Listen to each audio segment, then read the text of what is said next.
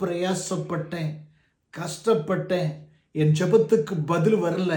நான் எவ்வளவோ கர்த்தருக்காக உழைச்சேன், ஊழியம் செய்தேன், எனக்கு ஒரு நன்மையும் திறக்கலையே, கிடைக்கலையே என்று சொல்லி ஏக்கத்தோடு, தவிப்போடு, பாரத்தோடு இருக்கிற தெய்வ பிள்ளைகளுக்கு ஒரு வார்த்தை சொல்றேன். அப்படிப்பட்ட பிள்ளைகள் ஒரு ராத்திரி, நடு ராத்திரியில சீலாவையும் பவுலையும் சிறைச்சாலையில கட்டி சிறையில போட்டாங்க. அன்றைக்கு அந்த மனுஷன் தெய்வத்தினுடைய சமூகத்தில் அந்த பாடுகள் மத்தியிலே நல்ல செபித்து கர்த்தரை துதித்தான். ஒரு பாதை திறக்கப்பட்டது, கதவு திறக்கப்பட்டது. அவனை கட்டியிருந்த கட்டுகள் உதறி எல்லாம் உடைந்து போனது உண்மையானால், இந்த புதிய ஆண்டுல நீ படுகிற பட்ட பிரயாசத்துக்கு ஒரு கதவை கர்த்தர் இயேசுவின் நாமத்தில் திறந்து விடுகிறார். அந்த பாதை உனக்கு சிறப்பாக இருக்கும். கர்த்தர் இந்த வாதங்களை திறக்க போறதற்காய் நன்றி பெற்றுக்கொள்ளுங்கள்.